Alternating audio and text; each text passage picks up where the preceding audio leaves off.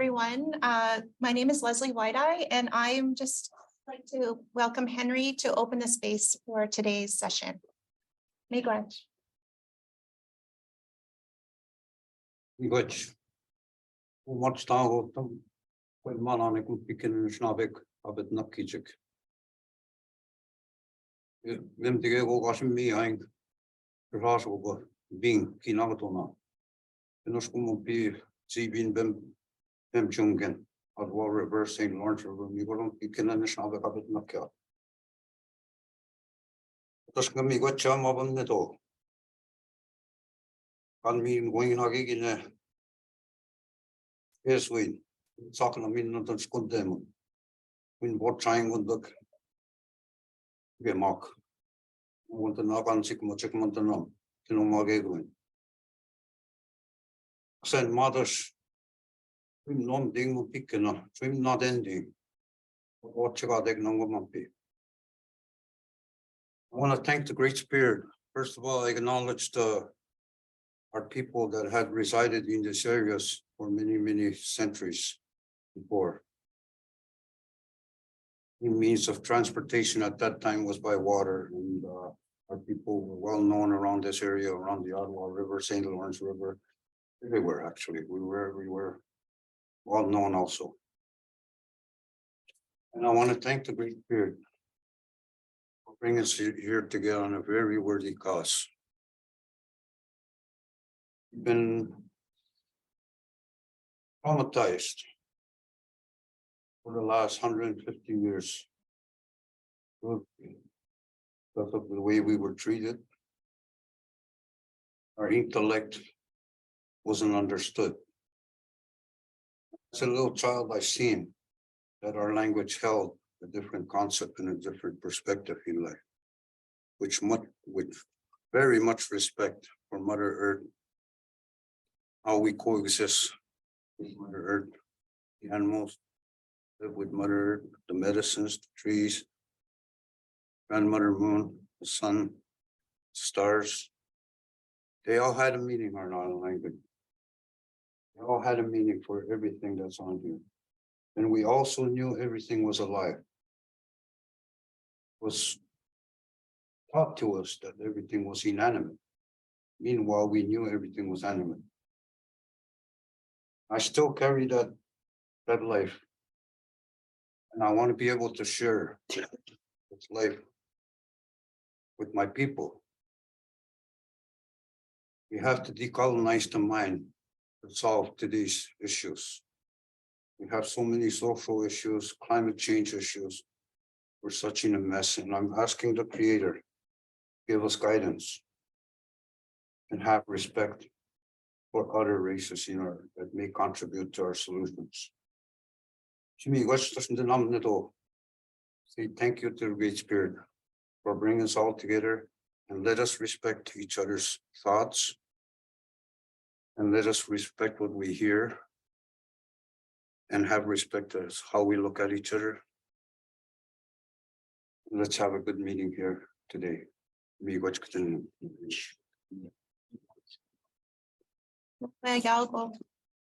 Henry, I'm going to now invite Roland to say a few introductory remarks. Thank you. It's a privilege for me to be here and to be able to hear your conversation today and learn from it. I'm the director of the Graduate School of Public and International Affairs here at the University of Ottawa. We begin all of our events with an acknowledgement paying respect to the Algonquin people, who are the traditional guardians of this land. We acknowledge their long-standing relationship with this territory, which remains unceded. We pay respect to all Indigenous people in this region from all nations across Canada who call Ottawa home. We acknowledge the traditional knowledge keepers, both young and old, and we honor their courageous leaders, past, present, and future. This is what I hope will be one of a number of different seminars and events and conversations. This is a particularly important issue, and I hope that we'll be able to have conversations about many other issues.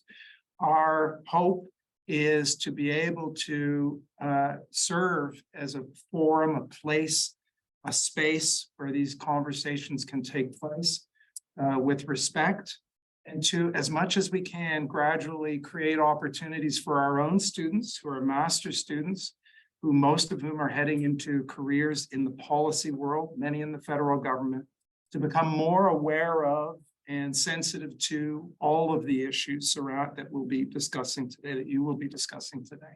So thank you on behalf of the school and the university. Merci beaucoup d'être venu, and I very much look forward to hearing your discussion today. Thanks, Roland. Oh, and thank you in particular to Paulette and Simon, and to Ravi as well. Thank you for the introduction. We're going to hand it over to Paulette Tremblay, Dr. Paulette Tremblay, who's a partner here in creating this space for us today. Miigwech. Sego Scano. Good morning. It's afternoon. So happy to be here today with everyone. I want to acknowledge the words of our knowledge keeper, Henry. Spoke about the land and our connection to it, and I appreciate that, and about decolonizing our minds, because we're in a space where no one knows what it was like before. No one knows what it was like without having the newcomer language of English, and because we didn't live in that time, and no one has. So we are forging a path in a new way with our own nation who we're connected to. And so I just want to say Nyagoa for those remarks, because they connected to the land and talked about decolonization, which is the journey we're on, and talking about First Nations education control. And so this is very active in all that we do. And I want to thank Roland for creating this space for us. And we're delighted we have a partnership. And I know when Ravi came to me, I think it was in September, and said, are you interested in being a senior fellow at the University of Ottawa? And I said, I don't think so. and then I said, but let me think about it, Ravi. And but then I ran, we got into this reconciliation and the legislation and the requirement for First Nations now to speak up. And I thought, well, we've been silent too long. Maybe we can do this. And I thought, because as part of reconciliation, giving us a voice, we need to step up and action that voice. And we hadn't, and I hadn't. I stuck with my own, right? And so I decided, let me talk to Ravi. And I said, Ravi, I can bring Simon. We have two of us. He'd be happy to do it. And he was delighted. He said, oh, two of you will come. And so, Roland, I want to say we are absolutely delighted with the partnership, and we will continue to build it and grow it and include the students from the university, because that's truly important. We want this to be something that everybody knows about, not just one person, two people, everyone, because everyone in this room, whatever you say and do makes the difference. Your voice counts. How you see the world makes the difference. And you need to share that with us, because we don't know. We're all individuals, and we come with different perspectives and different mindsets, and so we need to talk with each other. We need to have these conversations. It's a requirement. And I know our old national chief, Perry Bellegarde, used to say, look, nowhere does it say red people. It says human beings in our stories and our traditions. We're supposed to be human beings, talk with each other, converse with each other, and be in harmony and peace and love and joy. That's our mission. And if we're not sharing and talking and conversing, we're not doing it. We got to wake up. We have to wake up and do things in our own way. And so one of my key messages as the, and I was surprised when, just another comment, Ravi, that University of Ottawa had no First Nation representatives. This is the national capital. So that was another factor that motivated me. And I thought they need us and we need them. And so we're in this together, know that, and we're going to build it and grow it. And one of the key things is that our relationships with partners are always long-term. We're not talking 1 year. We're not talking 2 years. We're talking really lifetime, but we can limit it to 5 or 10 and then see where we are, recheck and make the changes that we need to. We should do that annually anyway, because if we're not making this partnership work for us and doing something meaningful to make a difference, we're not doing our job. And so that's Ravi, and that's Roland, that's Simon. Oh, Simon's always my favorite. He always comes and makes sure we do things in the right way. He's very traditional. And so I depend on Simon a lot. And so the other thing is about place and land, about connections to our ancestors. And I have my moccasins on today, my red ones. They're my favorite. Red, Mohawk color, red, black, and white. Anyway, the place, the land where we were raised, and our training should be based on the connections to the land. Because one of my clan mothers told me, when you wear your moccasins, you are taking your ancestors everywhere you go. You're making that connection to the place you were born. Everybody was born in a different place and in a family. And in that family, your position in the family changes. Every time there's a newborn, it changes and your life changes forever. And so very important to connect to our ancestors who come through and give us dreams and messages that we have to honor and respect. And so I delight in wearing my moccasins, and I wear them to every meeting. I try really hard to go in my regalia, my traditional garb. And this one was made by my mother, so it's very special to me.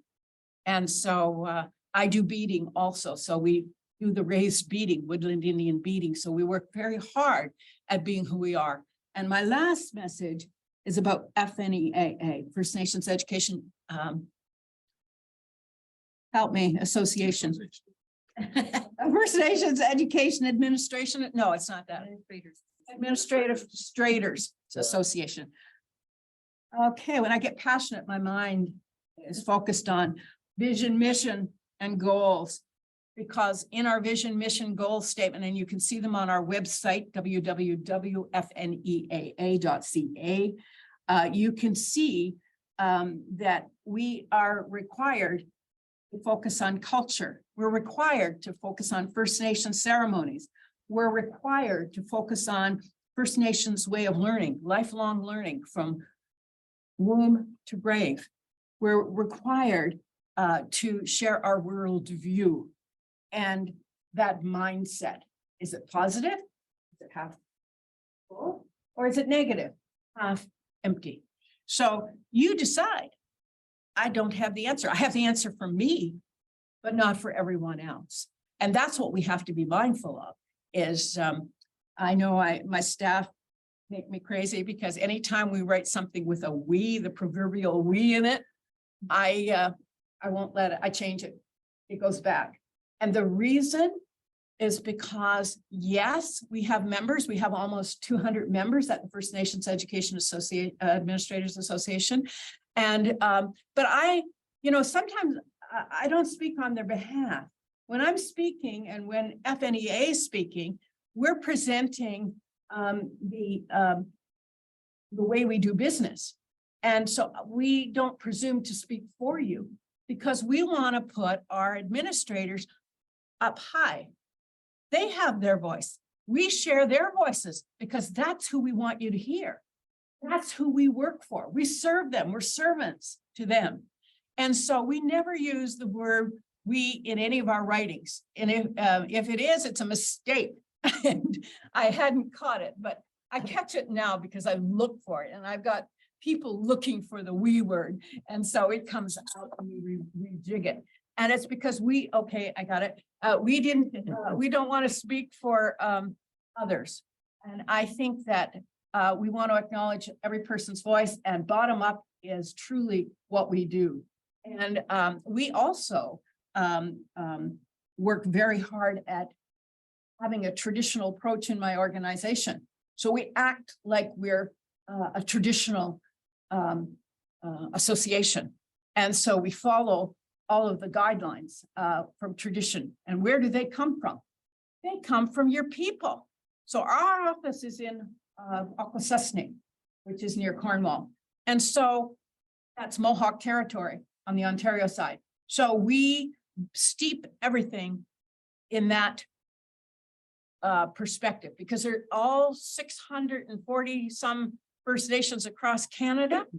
Those reserves some have no schools, like in the Yukon and Northwest Territories and Nunavut. Some have many schools, and all of those schools have educators, teachers, students, parents, principals, who all work in education and First Nations control of First Nations education. So all of their voices are critical to us, and that's who we reach and serve. And so when we come to speak to you, I want you to clearly understand the distinction. And go to our website, please, because it is really beautiful. It's got lots of videos, and it's got lots of our people from communities speaking. And so when Leslie came to us with this project, we just embraced her and said, yes, you got 8 First Nations and all those schools, all those students, all those teachers, all those principals, all those parents we can engage with. We want to be part of that for sure. And so, and we want to hear your voice. And so we're so delighted you're here today, panel, because you are bringing the community voice, and that is awesome. Yeah. Thank you. Yahweh, Dr. Trombley, thank you for that. I think that's a great introduction to the conversation on First Nation education, particularly specific in communities, but also to all their citizens wherever they live, right? That incredible job and what that means. So I'm going to hand it over to Simon, who's going to talk about what got us here. Simon's a contributing member to the steering committee of this project, and Kathy as well. And so we're just, I'll just hand it over to Simon. So, Rich, Leslie, you're an amazing leader, and years ago we were in a committee meeting, and we were trying to select the chair, and Jeanette Armstrong, who I don't know if you know her, but she's a elder, but she's also a university professor, and she said, when we select our leader, it needs to be 4 chiefs, 4 different chiefs in one person. And one of them has to be the knowledge keeper, that, you know, the ancestral knowledge and that carrier. The other chief has to be action oriented. And that's what we're talking about today is how are we going to action United Nations Declaration on the Rights of Indigenous People, particularly for education. How are we going to make that actionable when the government hasn't listened to Indigenous people, what they want from their education? So this is a beginning. So that's the action part. But the other part is relationships. We need those relationships. We're nothing without our relationship to, as Henry said, to the land, to our language, to our culture. So we need that type of leader also, but we need youth. They're going to be carrying the work, and you're going to be carrying the work of the UNDRIP in the future. I mean, we're happy you're going to do it, and we're excited about it. It's an important work, and it's the youth that are going to be driving our future. And we think many generations down the road. I think about my children, my grandchildren. I don't have any great grandchildren, but what kind of life are they going to lead?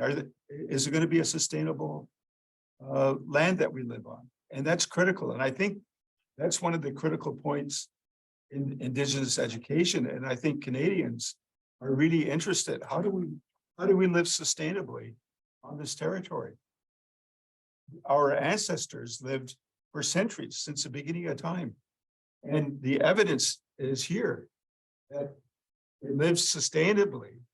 Only the last couple of 100 years, we've been living in an unsustainable environment. So what can we learn from Indigenous people? And what can we teach if non-Indigenous people are listening?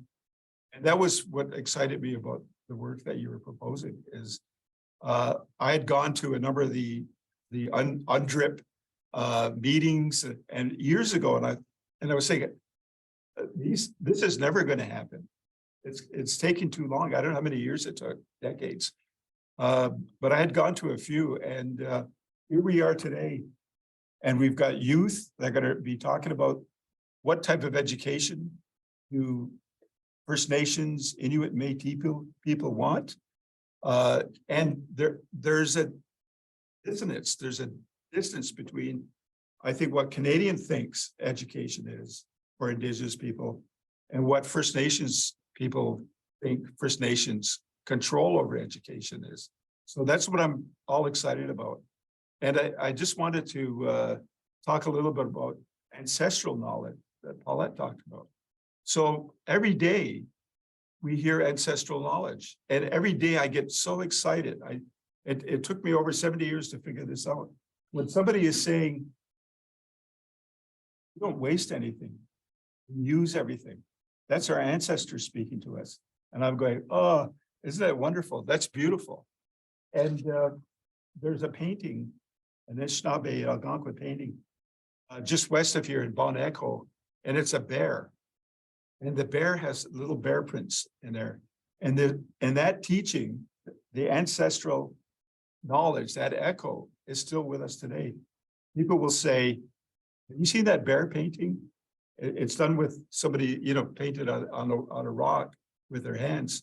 And it's, even though the bear is big, walks softly on the land. So it's our ancestors telling us, you have a responsibility to obey those original instructions given to us by the Creator to keep the water, the air, the earth pure. So, thank you. It's a pleasure to be here with all of you. Rich. Kathy, thanks, Simon. Thank you, Paulette. Thank you, Roland. So we want to introduce to you the panel. We particularly invited the panelists because they come from different perspectives as young people.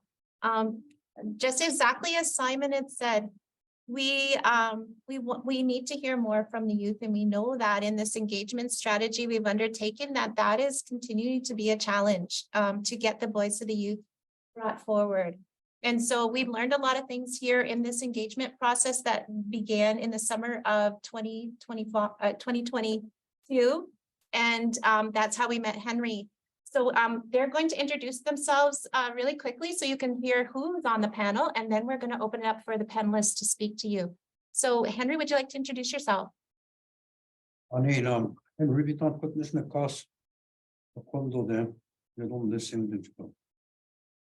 My name is Henry Tonquid. I've been I was born with my place of birth being totally immersed in the language. It's both of my parents spoke the language, and by a very young age, I know all about life before I even started school, before I even learned a word of English. And I struggled through school.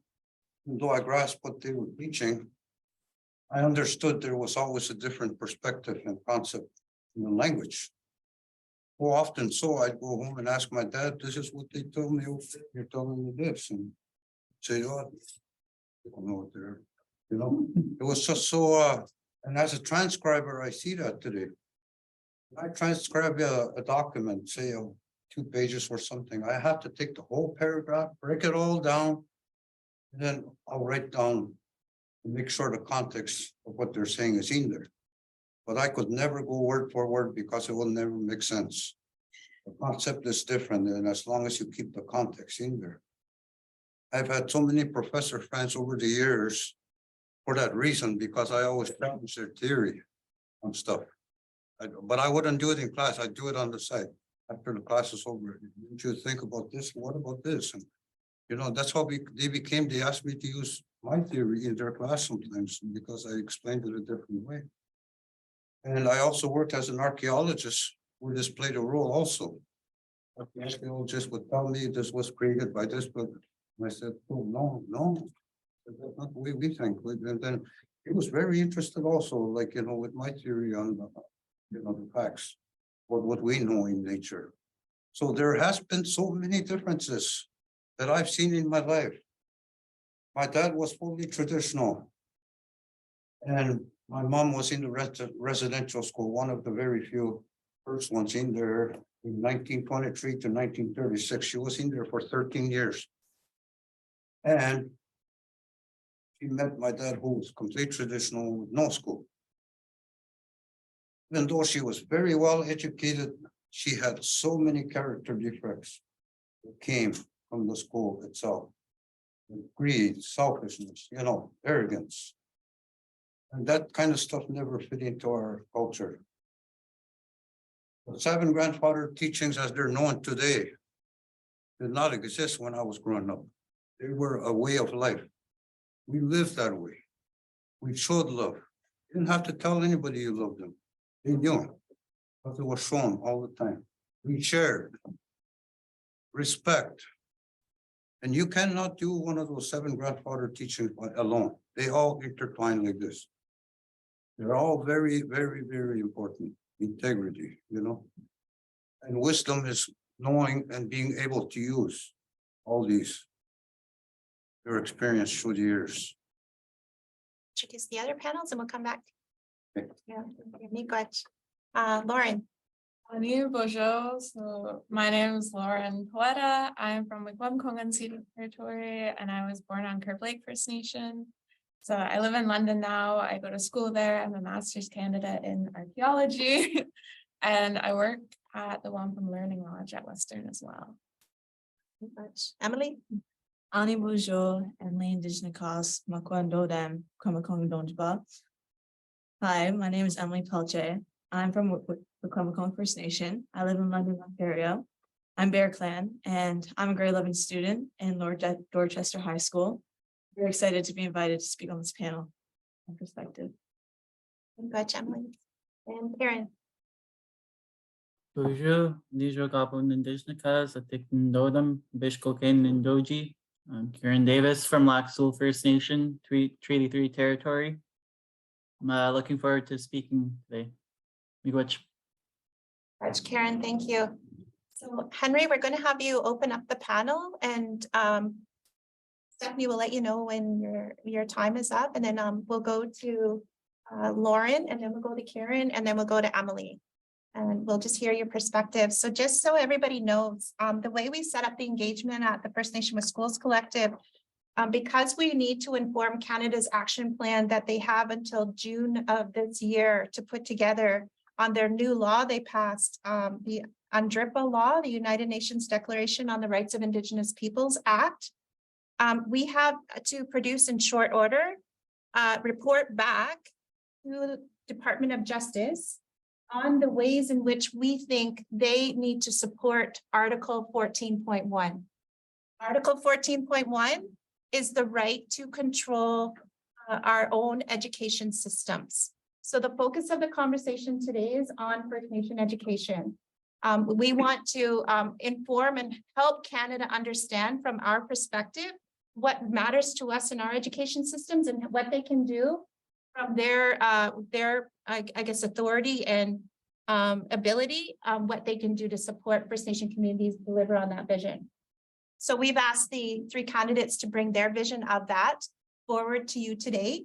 And we asked them to answer 3 questions in their own way, whether through a story or however they wanted to share these 3 questions. And we will invite you to think about them as well as they're presenting, because we would love to have your engagement on these 3 questions as well. But always obviously coming from your perspective of where you stand in relation to education generally, but also for education of everyone living in Canada. So the questions we posed were, what is it that we hold sacred? And therefore, what must be protected for future generations through education? Number 2, how will we know that this is happening? How will we know that this is going in the right direction, that this is actually starting to or has been occurring? And then number 3, what then will Canada have to do or could do to support that work in these communities?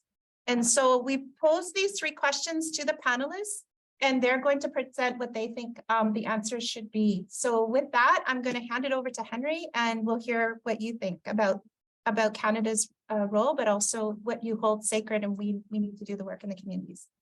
Yeah, well, I'm also a historian, so I've seen a lot through experience and through observation. I've seen 5 decades of change, whether it's not been a very good change. We have to include history when we talk about our people. Been here for thousands and thousands of years. And we got along just fine. When you bring in, after the European settlement came in, because they didn't understand us. They couldn't see our perspective. In our spirituality ways, I would say, we were very far ahead of any religion today with the spirituality. But the ability to use gifts that were given to us by the Creator. Telepathy. A lot of words are created through the English language today to describe these things. And some of these are detrimental to our way we understand it, like superstitious. These spirituality ways were observed by my people for centuries and centuries and centuries, thousands of years. And for a newcomer to come along and tell us that gifts were not real, that we're not believing, they wanted to change our minds. They wanted to assimilate us because they didn't understand who we were. We were very strong people. We coexisted with Mother Earth. We knew everything was alive. We had respect for Mother Earth. We had respect for the animals that live in the water, that walk on the earth and fly on the air. We had respect for everything. We had all these technologies that the scientists are now just figuring out. To give you an example, there's people that believe Sasquatch and Bigfoot do exist, and my people know that they do exist. I've observed a lot of stuff myself because I'm a wilderness person. I love being in the bushes. And it's hard to say that I can teach you what I know. Open yourself up in the bush, because that's been lost. But when I walk in there, it becomes alive. Wilderness becomes alive, welcoming to me. I watch how the animals behave. It's their territory I'm walking into. You have to have respect, and people are afraid of bears. I love bears. I've met them so many times, and we have respect for each other. It goes his way, I go my way. But that's the kind of respect I'm talking about. You have to wake up those senses. Did you know the body has over 300 senses and we can only identify the 5? Taste, smell, And because I was born deaf on 1 year, I've always had the 6th sense, which allows me to see what my people have seen in the past. I know spirituality exists because I get visited by my ancestors all the time, especially when I'm working on a big project like this. Feel taps on my shoulder. Somebody comes and touches my shoulder like this. I know there's nobody there, but I felt it. So many things need to be shared. There's still respect. Respect behind it. Respect our vision. Our technology. What we know. Especially today with this reconciliation process happening. We have the chance, to correct a lot of our mistakes that have happened towards my people in the past. I'm really happy to say a few things here now, and then I'll continue sharing as we go along. What, Henry, I heard a change that you're seeing in Mother Earth has gone negative. and that the change has to be turned around. I heard spirituality is understood differently, and that all those perspectives around the connection to life and to spirit has to be learned and understood by others. And the ability, therefore, to use our gifts should be seen and valued that way for our ability to do that. But also that there's an requirement now that we have to push out that message of coexistence, that message of everything being alive, and that we have to live in respect. And then wake up all of our senses. So may God for that, Henry, and we're gonna come back and have continued discussions around what's been said here. So I'm gonna hand it over to Lauren.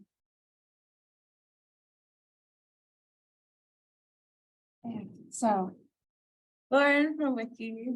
To be honest, I was really nervous about coming here because I didn't go to school on reserve. I was born on Curve Lake, and then my parents left when I was 5 because they didn't trust First Nations education because it is underfunded, and it closes a lot of doors for people, or it's perceived to close a lot of doors, or people see it. There's just a lot of prejudice in society still. But I work in post-secondary education now as an Indigenous person in an Indigenous building, and like seeing what that can be now and the interest in it, like that's really inspiring. And my family's always worked in post-secondary education as well. But going to school in an urban off-reserve school, you get disconnected really easily because nobody is supporting the children there. And like 50% of First Nations kids are going to school off reserve, and they are getting lost. And we need to talk about First Nations control of education. We need to talk about First Nations control of all education, because people are learning about us from people that don't know anything about us. And they're teaching First Nations kids that they're disconnected from the communities, or their own communities are really far away and their families are really far away.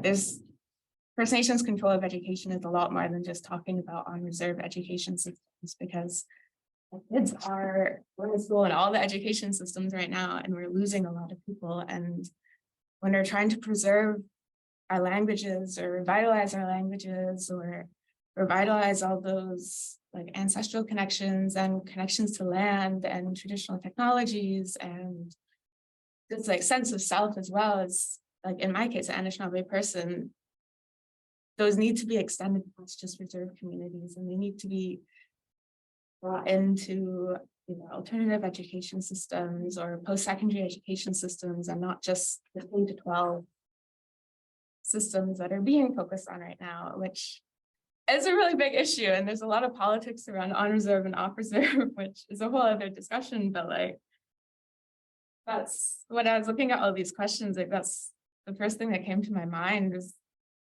that divide, and like how we can't lose half of our kids still, because we are still getting assimilated. And there's a lot of pressures to be moving kids out of reserves. And like, it's just a continuing problem. And if UNDRIP is going to become a thing in Canada, and Canada's now saying that they do support UNDRIP, like they need to acknowledge that as well, and that they need to put in all that hard work and money that is going to be needed to actually support those initiatives and equitably fund our schools too. It's not even just about equal funding of our schools now. Like, our students have been put at a deficit and our families have been put at a deficit. So it's not just funding equally for schools, it's funding equitably to close those gaps, because equal funding isn't going to cut it at this point. So yeah, I think there's a lot to talk about, but connections to land as well is something really important to me, and like lifelong learning initiatives as well, and that it can't just be K to 12 education that we're focusing on. Like, you need to be welcoming in all these opportunities for people that are trying to come back to community, or for whatever reason, whether it was intergenerational trauma or different work experiences, like they've been disconnected. They need to have an opportunity to come back into it. Yeah, I've got the shaker, but that's it. Not to talk more later. Oh, no, you left us with a long list of measures of accountability that we can, that we can look for, that we're headed in the right direction.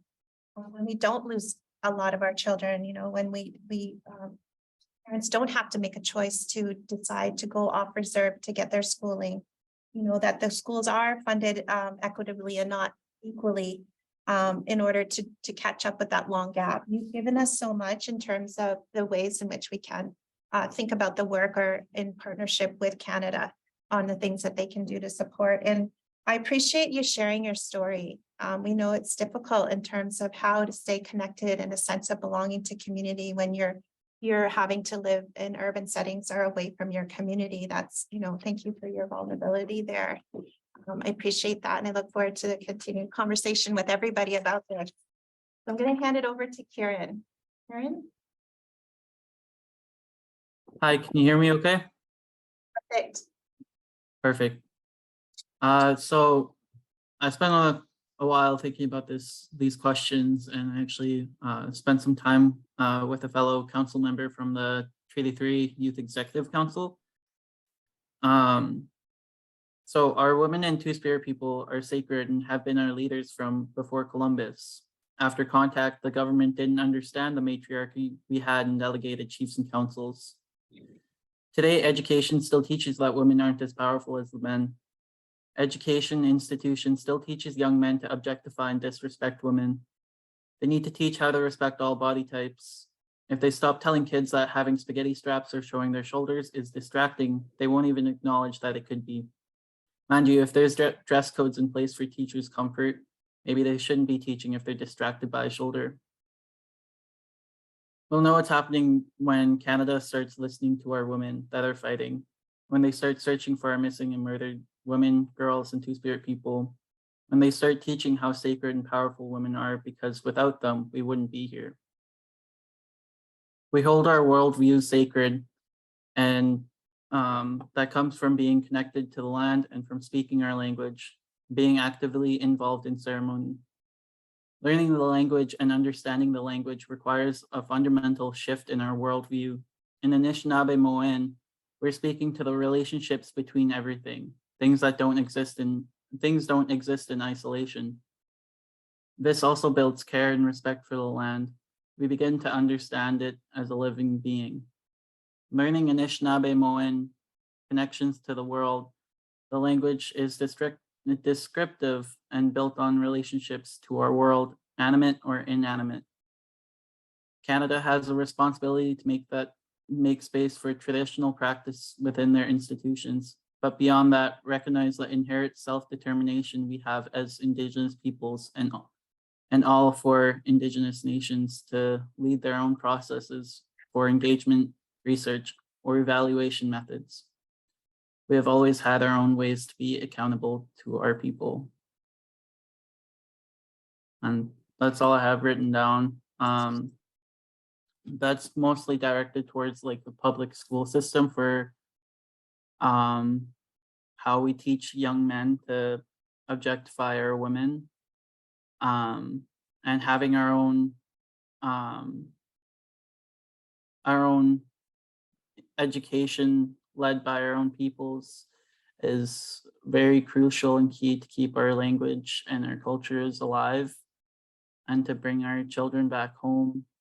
I know that in Lac Seul, my mom's the education director, and she's trying to do her best to really incorporate the outdoor education class and bring in some cultural teachings with that as well. But I know there's a lot of urban Indigenous peoples out there that have to go to the public school systems. And so if we open up the public school systems as well to have these practices there, it will be a lot easier accessible for a lot of our Indigenous youth that don't live on reserve.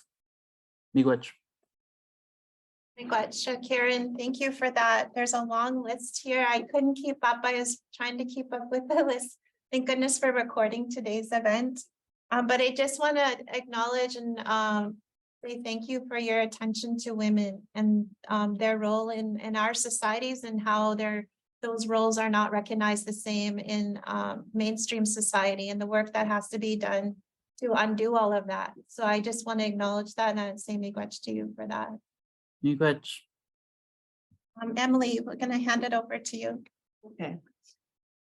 So I can relate to Lauren on many different levels. I go to school in the city and off reserve. And there's not that much opportunities as there are for on reserve schools, as there are for off reserve schools.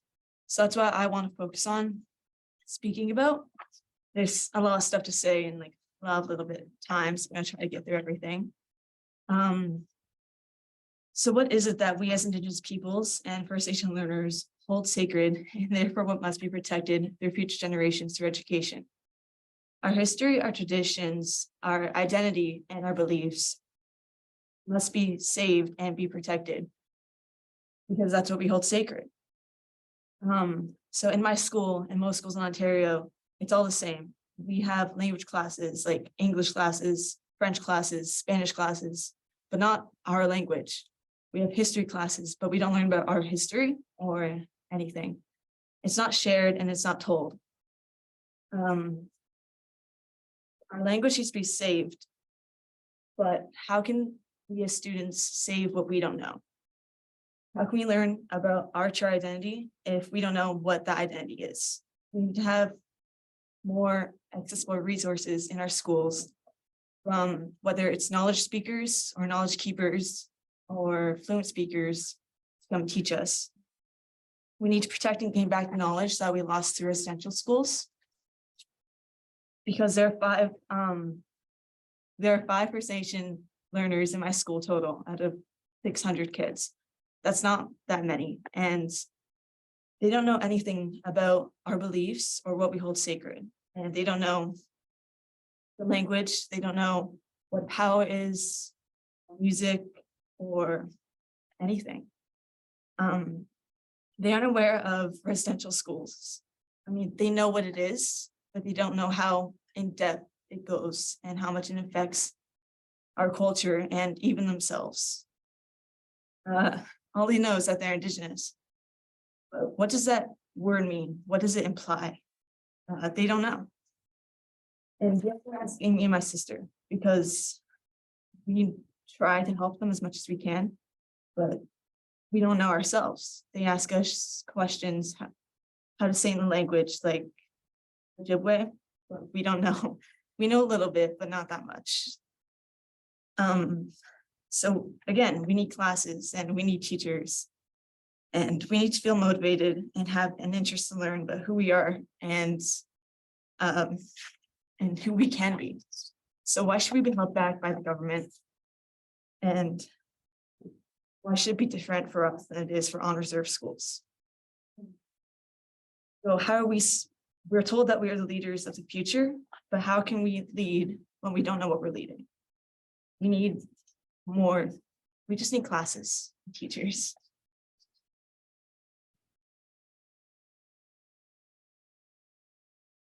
The stuff that we already said.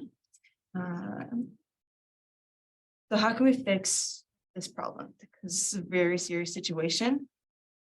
So I want to see Anishinaabe classes in our schools, and I want to see it being counted towards our graduation diploma and being counted as a credit. Because all these French classes, they're mandatory. When I was in grade 9, I was told that we can't graduate unless we have that French mandatory credit. And it wasn't until after taking the credit that me and my mom, we did some little digging and we found out that it was choice for Indigenous students. And we didn't know that. So we need to have knowledge. We need to have, we need to be aware of this kind of stuff. It needs to be accessible to all Indigenous students on reserve. No, off reserve and on reserve. Because we shouldn't be forced to learn a language that's not ours unless it's our choice.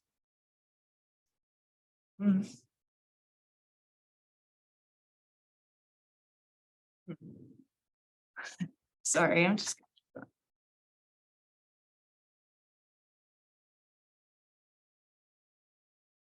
So we're missing so many opportunities to learn about who we are when it seems so easy to gain. 1 hour a day is all it takes. And so that's mostly what I want to say for today. I mostly summed it up quicker than I wanted it to. And I'll probably end up saying some more as we discuss, but thank you for listening. Yeah, Emily. That's an important concluding statement you made about, 1 hour a day. Missing so much and there's so much to gain. And if that 1 hour a day could make that difference in terms of everything you needed to know to turn that around and answer your peers' question, that's not a lot of time, right? It's not much to put in an hour a day. And you're in school for 6.5 hours a day. So there's got to be ways in which you can be touched with all that information in our schooling systems, is what I'm hearing, and having that access. So I'd like to open it up now to the larger panel. Is there anyone out there? First of all, we'll take questions from anyone in Zoom who's joined us, and thank you very much for doing that. And also to anybody in the room who's joined us about what's been said and what's been shared by the panelists. If you want to let me know if there's a specific question you have to the panelists, a particular panelist, could you just say their name or just open it up for a larger, broader discussion?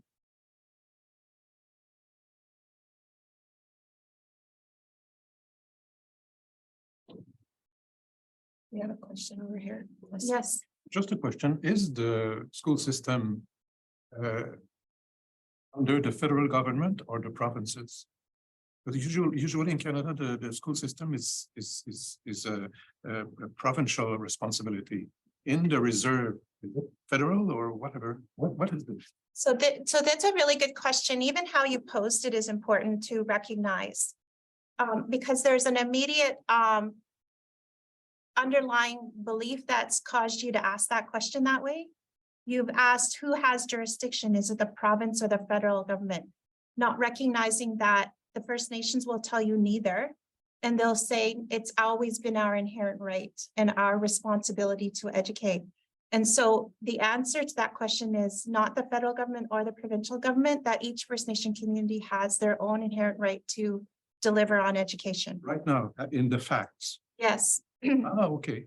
So no government, federal or provincial fund those schools or whatever, or? Oh, they do.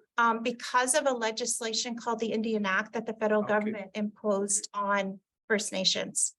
So it's not legislation that was co-signed, co-developed, code-agreed upon. It comes from a false start that Canada has built into their historical narrative that somehow, some way, they've taken the authority and have considered our people wards of the state. Okay. So they're acting on their own legislation and belief systems. In fact, right now. Yes. Okay. Yes. So that's why UNDRIP Article 14.1 is so critical, because if Canada truly believes in that law that it just created for itself, it would disentangle itself from an Indian Act legislation that he had no right creating in the first place. So that would be a key response, I think, in any report that we would make about Article 14.1. Simon? You bring up another important point of funding. The federal government funding First Nations, Métis or Inuit people. Where does that funding come from? It comes from sometimes from resource development. And funding should be like the way provinces get funded or the federal government gets funded, that you know what I'm talking about? I know exactly what you're talking about. If we're true to the Constitution, right, it says Section 35, there's a recognition of the inherent rights of Indigenous peoples, then there should be a relationship approach to the work, and then there should be a fiscal transfer agreement between the two parties. So obviously it's more than one party, but the two groups. And so that's a key message in terms of how we feel if UNDRIP is truly going to be aligned with in terms of Canadian laws. This is a new era, a new approach, a way in which Canada can situate the work that now that it's accepted UNDRIP as within law. So it's a reset for Canada. It's not for us. We always understood that colonial legislation that came out of the Indian Act was theirs and theirs only in the making, imposed. So this is an opportunity for Canada to reset itself and rethink and disentangle itself from its own legislation.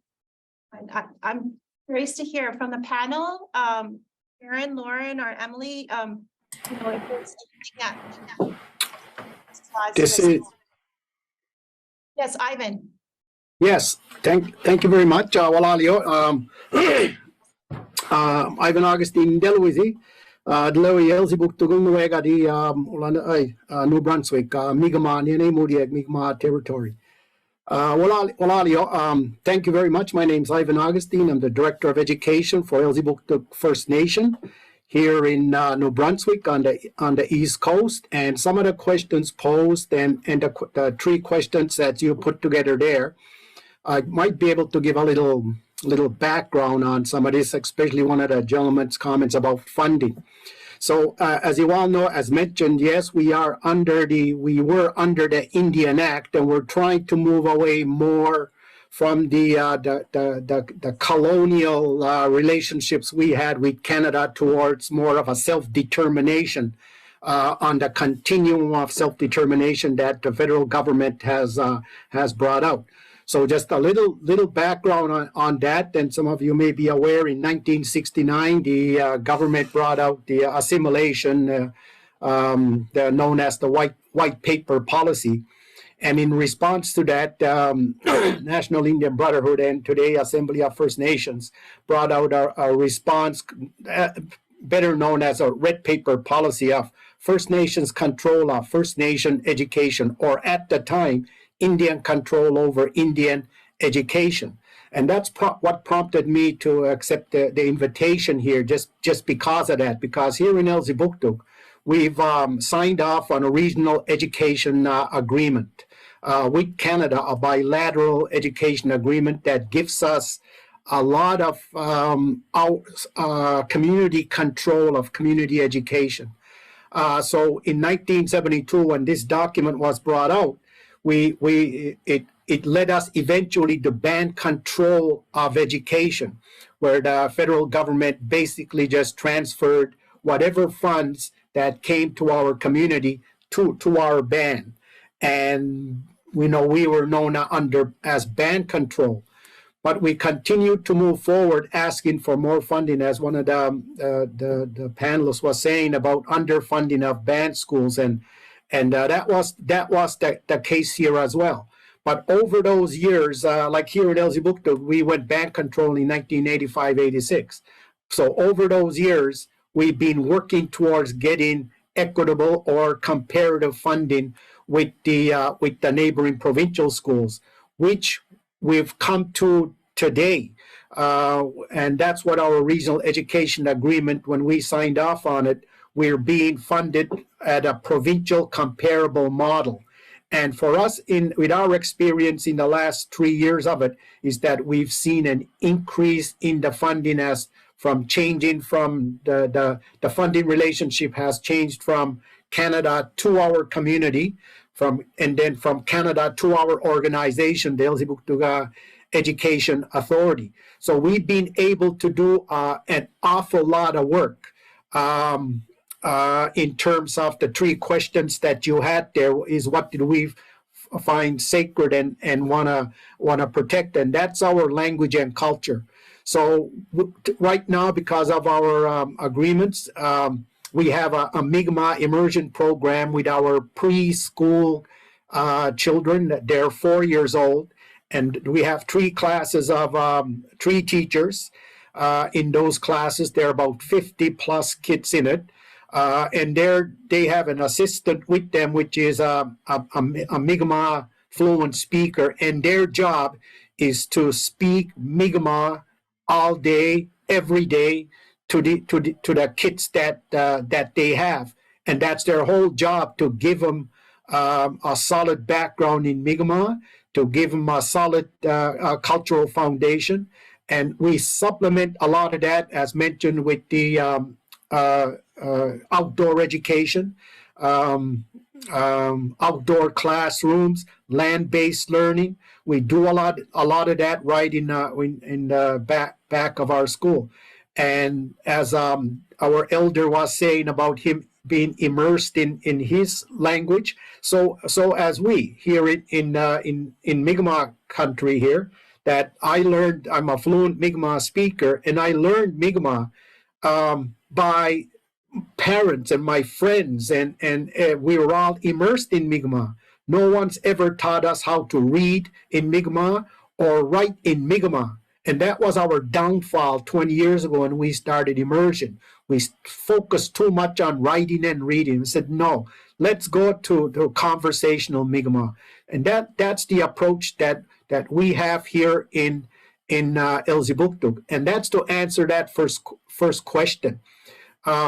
So the second question is how to know what's happening. We're hearing a lot from our community, from the parents, the good things that when we immerse these kids in fluent Mi'kmaq, they go home and speak Mi'kmaq. And that's what we're hearing from our parents. And it's a start towards saving the language and the culture. And then what then will Canada have to support this work? Well, for us, it's the Regional Education Agreement. Every kid that we have in our school is funded $1,500 per kid, leading towards language and culture revitalization.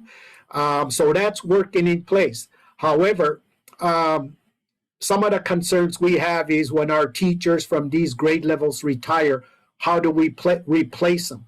And one of the things that we're working with Canada right now is to use an untapped resource in our community who are fluent Mi'kmaq speakers, but we don't have them in our schools because first of all, they don't have a BEd degree, and that prohibits them from coming in. So my proposal to Canada right now is to use this untapped resource, to use these human resources.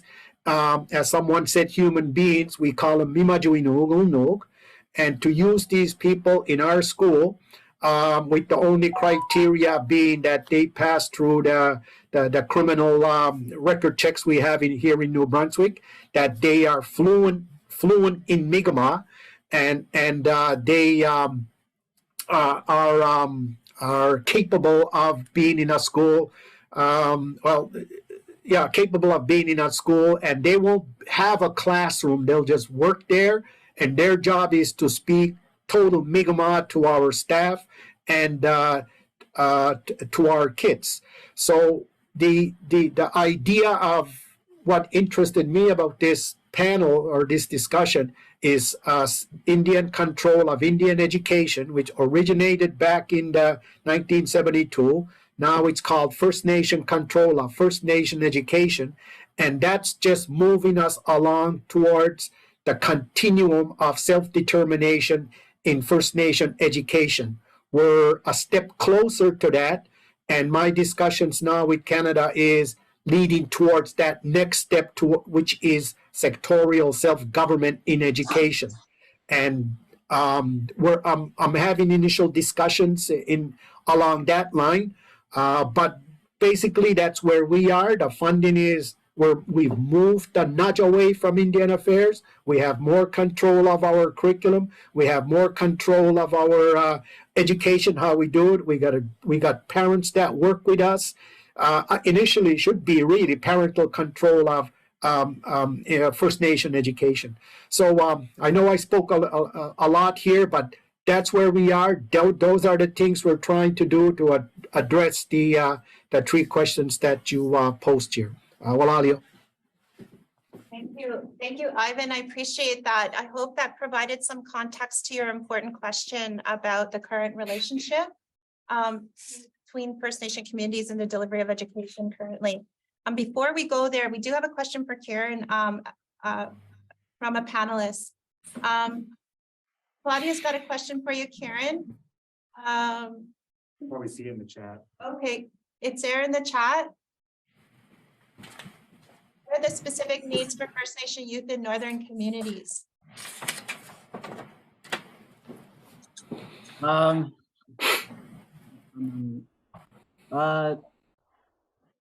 specific needs for First Nation youth in northern communities. They could range so much. I've visited schools down in southern Ontario and I've visited schools in northern Ontario. A lot of it is material and access. Like, while during COVID, everything was online. In northern communities, we didn't always have working Wi-Fi. And so it was a very hard thing to access for northern students. And as well as like, I live in Sulikout, which is the hub of the north, we call it. And we have so many northern students that have to come down to Sulikout to live and attend high school or even post-secondary. And so having access to K to 12 in northern communities is very crucial because the residential school system has closed, but yet we're still having to pull our students away and our youth away from their homes while they're still youth and still under 18. And they have to live with these families in boarding families that aren't always the nicest to them. And they have to be away from their families. They have to be away from their culture, from their land, their traditional land. It's really hard to see. And my favorite thing around Sulikout is working with these students and taking them out on the land. I actually do some contract work with the Independent First Nations Alliance, FNEAA, and their northern students that come and do boarding school here in Sioux. And I take them out paintballing in the fall time and springtime, just to take them out on the land because they don't get that access. They don't get to go hunting with their families. They don't get to go out trapping while they're down in school here. So having access to being able to get their education while at home is it's very necessary for our youth to be able to continue learning our culture as well, because we're being sent somewhere totally unknown, and there's a whole bunch of exposure to partying, drinking, alcohol, drugs, everything in Sulikout, just because it's the hub of the north. Everything comes in and out through the north, through Sulikout. And so it's heartbreaking to have these kids have to leave thousands of kilometers to go to school. Yeah, miigwech. Thanks, Claudia, for the question. Miigwech, Karen, for the response. Just a question for the two youth about the challenges of being away from home and then having to create a home away from home. Is there any more that comes to mind in terms of the kinds of things and supports you could have needed or wanted directly either from your community or from the receiving community in terms of supporting your education pursuits and your want for identity and culture and language? Sorry to put you on the spot. Oh, well, just for me, I just know that there's lots of opportunities for First Nation students out there to get scholarships for sport or education. But it's not so much as focusing what's on the outside, like for university, but just focusing on the now rather than the future, because if we don't learn now, then we won't learn in the future, if that makes sense. And some of the things that were shared today about the history and the Indian Act, are those things that you currently are being taught in the schools? Or? Well, when I took history in grade 9 and 10, it was like not focused on, but it was like we focused on it, but we just quickly went through it and then it was done. So that's another thing I want to focus more on in schools. Our history. Lauren? Yeah, teaching history from like community members, I like having community have a say in what history is being taught and not just this academic textbook sense. Because when you're going through the textbook, like I remember grade 10 history, it was like half a page on residential schools. Versus like my grandma went through it and that was my family's whole life, like dealing with the effects of that and like not just a half a page talking about how kids left and then they're over now and they're closed and that's the end of it. Because that's not the reality of it. Like they're still around. And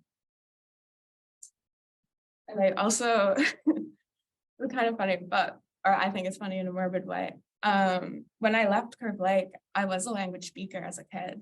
And like, I had learned Anishinaabe-Moan, and then when I got to the white school, I got put in speech therapy because they didn't think I knew how to talk because of the accent and like I don't know, parts of language I was using every now and then, and like in my speech, my normal speech, they thought I just didn't know English properly and they put me in speech therapy. And now I don't speak any language. Like I don't have any Anishinaabe-Moan skills at all. I can introduce myself, but I learned that really recently from my auntie because I asked for help, but like my family was language speakers and that got taken away from me. So I think it's just awareness and like my family said I was speaking Anishinaabe-Moan and I still got put in speech therapy for it. And like teachers talking about Native people in past tense as well to my face as if I wasn't right in front of them. Like there's just a lot of issues and like you can advocate for yourself and your family can advocate for you, but like they're still not being dealt with. And like this is 20 years of my life that they've not been dealt with, but like it's centuries in Canada and they're still saying that they're addressing it and wanting to help, but like they're not. Thank you. Henry, do you have any, answers to why this change is not happening as quickly as we'd like to see it in education? Well, the assimilation process has brought a lot of negative to our people because we were never writers. Everything was oral history, yet we still carry history that's been taught thousands of years ago through oral. In the assimilation process, we had to adapt to protocols. Like the way I learned the most of what I know is as a young child, I used to love sitting around elders talking. Today you have, when I teach language classes, they expect me to pull them apart and say 6 to 12 or 12 to 15 and age categories. That wasn't the case when I learned my language. I sat around elders. I wasn't told get out of here. We were too young to sit among here. Like, we had respect. There was no swearing words in our language. And then we've also been taught to adopt to protocols and policies. And these are included with the funding that comes. If we don't follow them, we're going to lose our funding. We don't follow curriculum. I don't like the classroom setting myself where we put in a classroom. I love, like Ivan said there, I love to take my participants out on the land and teach them. And also there was a big, huge agreement in the treaties. Treaty of Niagara, 1863 and 1864, the constitutional. We had agreements with government that they were supposed to share a certain percentage of the resources, the monies. And it was well known there was an account set aside for the use of the Native people. And somewhere along the way, this account, the last it was heard of, it was over $40 billion or $1 billion. And disappeared. Oh, people think that we're being spoiled by the government giving us money. Free education, free dental, that's not even true. We have to fight for these rights now. I get refused by dentists now. I get try to get refused for prescriptions now. I have to fight them all the way. And I've been doing that. That's my purpose. I'm fighting the system but justice system is another example. In the justice system, the non-Native people are innocent until proven guilty. You arrest a Native people, he's guilty until proven innocent. That's the way the justice system works. I've seen so many of my people going to jail for something they didn't commit. That's the way the system we have to follow today. And it's not right. And what I would like to see is retribution from the government and the Jesuit Society to save our language, because we're directly responsible for losing our language. They were severely punishing the residential schools for even speaking one word of the language. And we need some kind of action in that category, because they're the ones that assimilate us to rely on money. We weren't money people. We bartered. We had our own ways. We lived a very, very good life before all this assimilation was brought on by my people. Now we're so, we're all alone. We have no goals as a family. We're all individuals. We're all separated. The only time you see connection now, if the power goes off, everybody comes upstairs off their gadgets and you're all in the same room, So this is what I'm going to try and do in my reserve, is turn the power off for one. And try and bring the family back together. Right. My goal is to create immersion homes, immersion houses, immersion schools. No funding. Problem I have, no funding.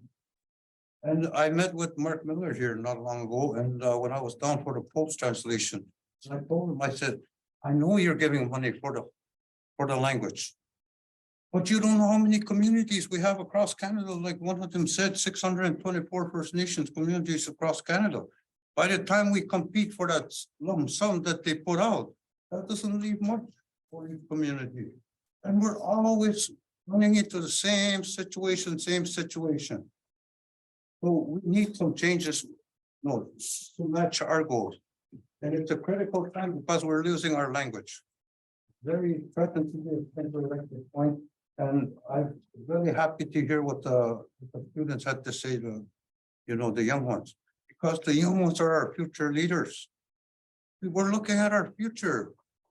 This is not about us. This is about our children of tomorrow. This is so critical. Like it brings depression to me a lot of times. I'm so concerned and I'm so, I'm so emotional about this stuff. But it is, I've seen it and I've observed it. I want to see a change. I want to see these people responsible, especially the government and the Jesuit Society. I want some retribution towards our people. Which Henry, 10 minutes left. I know Paulette, you had a comment. And we have a question from Mona online. Mona? Koe kakana, Monotoli Indigenous Grass, Kirikanzi, Bean and Donjaba. I actually am a relative of Simon. I work at Ottawa U. I am the lead Indigenous education advisor for the Faculty of Social Sciences part-time. I also work for the preschool board in different areas of curriculum development. My focus is in Indigenous pedagogy. I am truly grateful to have this kind of process where you're bringing forth the voices of students, because it's been my experience as a teacher of 20-some years that they tell us what is working and what is not working. And it is within our teachings about the life cycle that they show us what is most important by their passion and their engagement through emotions. So we listen for that to guide us, for those of us who are a bit older. I just want to make this link here between, in the past, we were focusing on, let's just try to get some materials made because there was no money. People were doing it in the, the backside of their desk and in the reserve schools. But now we're having to be at a different place where we know we have to teach the truth of what happened. So I call this two-handed teaching. You teach with one hand the truth, but you have to give back. It's not good enough to say this was taken away by residential school. We now have to be giving that back. And it's this part here, because of where we are in history, and I hope it's going to change with the UNDRIP and the funding, federal transfer agreements, hopefully that are going to be made. But this is what needs to be developed. This it hasn't been given the focus, not the way Western education systems have been given to develop. And that's where we are. We're trying now to figure out, how do we put our ways into a system? How do we make our schools, our curriculum with Indigenous ways of knowing, doing, and being?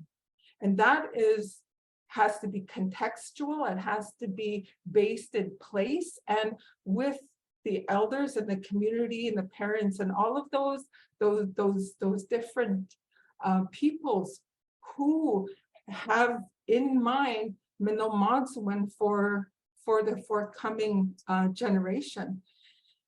Teaching from a Minnow-Modswin approach, which aligns to trauma-informed, is so important because of the history that we've had.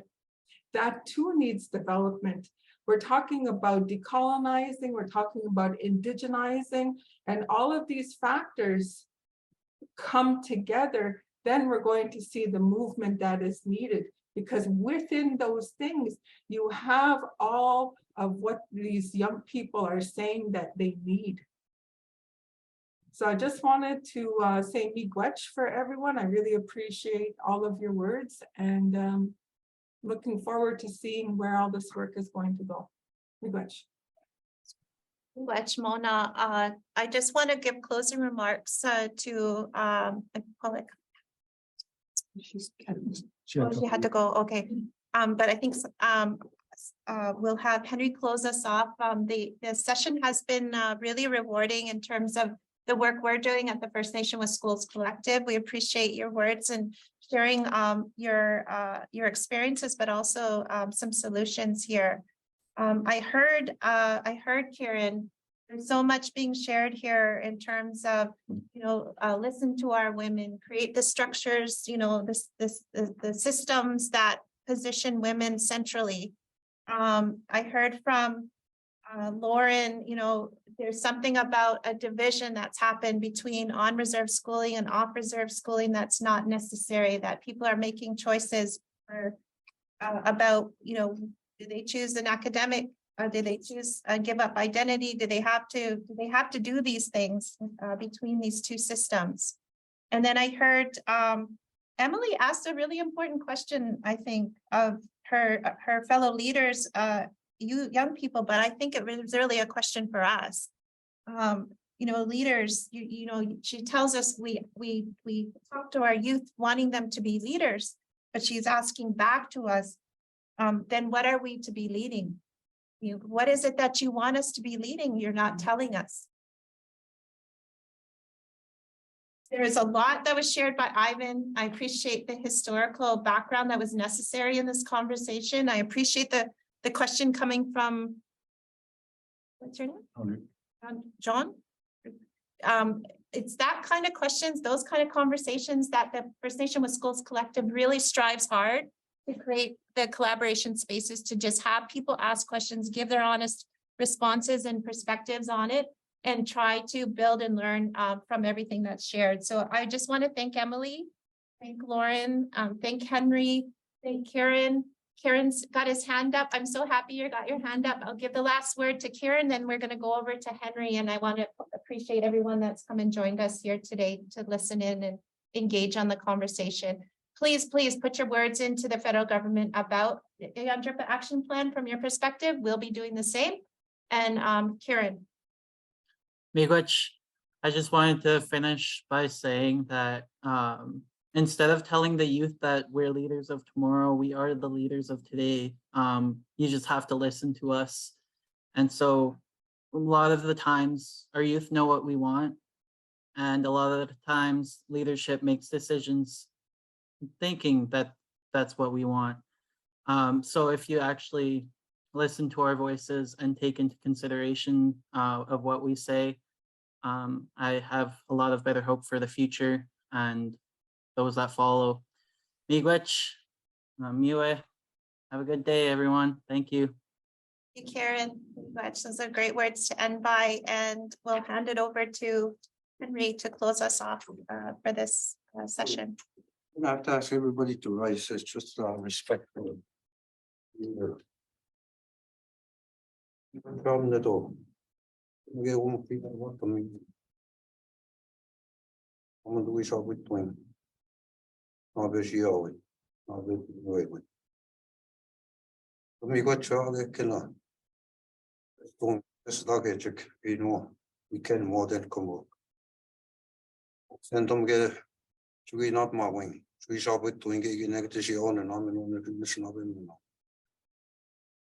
And I wanna ask the creator that we all make it to our safe destinations. You or tomorrow. And I wanna thank everybody here. And creators brought us together here for a reason. It's very rewarding to know happening. I'm so very honored to be here. Shamiigwech.